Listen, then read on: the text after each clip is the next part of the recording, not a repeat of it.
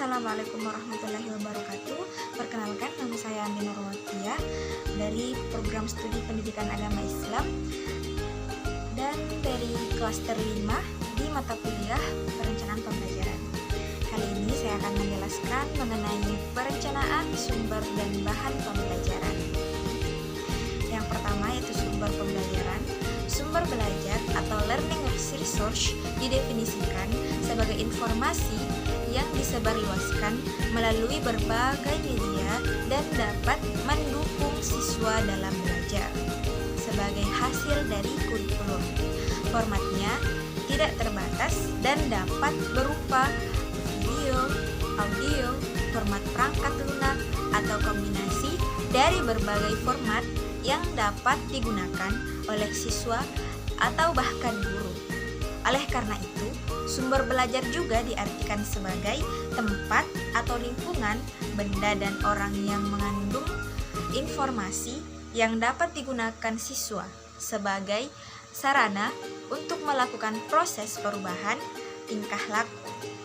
Perlunya mempergunakan sumber belajar dengan baik dan benar sehingga dapat melakukan kontak dengan pelajar secara tepat. Nah, untuk mencapai aktivitas tersebut, pegawai yang bersangkutan harus menjalankan fungsi tersebut. Fungsi tidak sama dengan pekerjaan, melainkan pengelompokan tugas atau kegiatan. Beberapa pekerjaan mungkin terdiri dari tugas dan tugas ini ada dalam lingkungan fungsional. Sumber belajar ialah sesuatu yang mengandung pesan yang dapat disajikan melalui penggunaan alat ataupun oleh dirinya sendiri. Dapat juga diartikan sebagai sesuatu yang digunakan untuk menyampaikan pesan yang tersimpan di dalam bahan pembelajaran yang akan diberikan nantinya. Media pengajaran adalah wadah dari pesan. Materi yang ingin disampaikan adalah pesan pembelajaran dan tujuan yang ingin dicapai ialah suatu proses dalam pembelajaran itu sendiri. Secara umum, media mempunyai manfaat memperjelas pesan agar tidak terlalu verbalistis, mengatasi keterbatasan ruang, waktu, tenaga, dan daya indera, menimbulkan semangat belajar, interaksi lebih langsung antara siswa dengan sumber belajar. Salah satu faktor yang menyebabkan rendahnya kualitas pembelajaran diantaranya yaitu belum dimanfaatkannya sumber belajar secara maksimal. Sumber belajar memiliki peran penting dalam upaya pemecahan masalah dalam belajar. Sumber-sumber belajar dapat diidentifikasikan sebagai pesan, orang, bahan, alat teknik, dan juga latar. Dalam upaya mendapatkan hasil yang maksimal, maka sumber belajar itu sendiri perlu dikembangkan dan dikelola secara sistematik, bermutu, dan fungsional. Pemanfaatan berbagai sumber belajar di lembaga pendidikan selalu dipengaruhi oleh berbagai faktor, yakni faktor internal yang dapat berpengaruh dominan dalam proses belajar dan pembelajaran seperti kesadaran, semangat, sikap, minat, metakognisi, kemampuan, keterampilan, dan kenyamanan diri bagi penggunanya. Sedangkan faktor eksternal adalah yang berpengaruh terhadap ketersediaan sumber belajar yang bervariasi. Banyak kemudahan akses terhadap sumber belajar, proses pembelajaran, ruang, sumber daya manusia, serta tradisi dan sistem yang sedang berlaku di sekolah ataupun lembaga pendidikan. Tenaga pengajar dan peserta didik di sekolah ataupun lembaga pendidikan memandang bahwa ketersediaan sumber belajar di sekolah ataupun lembaga pendidikan masih sangat terbatas, sehingga perlu diupayakan penambahannya baik secara kualitas maupun kuantitas. Nah, pembahasan yang kedua yaitu bahan pembelajaran.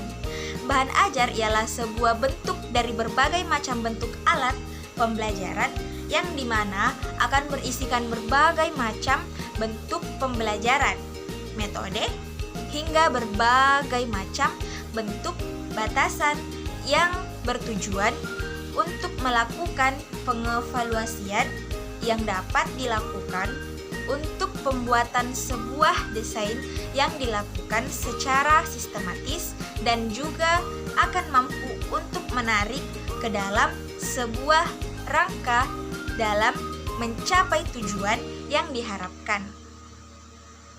Bahan pembelajaran merupakan komponen isi pesan dalam kurikulum yang harus disampaikan kepada siswa. Komponen ini memiliki bentuk pesan yang beragam. Ada yang berbentuk fakta, konsep, prinsip atau kaidah, prosedur, problematika, dan lain sebagainya. Komponen ini berperan sebagai isi atau materi yang harus dikuasai siswa dalam proses pembelajaran. Skop dan sekuen materi pembelajaran telah tersusun secara sistematis dalam struktur organisasi kurikulum pendidikan dan pelatihan. Bahan ajar adalah sebuah persoalan pokok yang tidak bisa dikesampingkan dalam satu kesatuan pembahasan yang utuh tentang cara pembuatan bahan ajar. Selain itu, Depdiknas juga menambahkan bahwa bahan ajar merupakan informasi, alat, dan teks yang diperlukan pendidik atau instruktur untuk perencanaan dan penelaahan implementasi pembelajaran. Menurut National Center for Competency Based Training tahun 2007, bahan ajar adalah segala bentuk bahan yang akan digunakan untuk membantu pendidik atau instruktur dalam melakukan proses pembelajaran di kelas. Bahan yang dimaksud bisa berupa tertulis maupun tak tertulis. Menurut Pales Arch dalam Diknas, bahan ajar adalah gabungan dari dua kata yaitu teaching and material. Maknanya terdiri atas teaching yang berarti mengajar dan material yang berarti bahan. Jadi, bahan ajar merupakan seperangkat materi pembelajaran yang disusun secara sistematis, menampilkan sosok utuh dari kompetensi yang akan dikuasai peserta didik dalam kegiatan pembelajaran. Menurut Suharsimi Arikunto dalam Belawati dan kawan-kawan, memberikan pendapat tentang pentingnya bahan ajar, yakni bahan ajar merupakan inti yang ada dalam kegiatan pembelajaran karena memang bahan pembelajaran itulah yang diupayakan untuk dikuasai pembelajar. Nah, mungkin itu saja pembahasan mengenai sumber dan bahan ajar. Mohon maaf apabila ada kekurangan. Wabillahi taufik wal hidayah. Wassalamualaikum warahmatullahi wabarakatuh.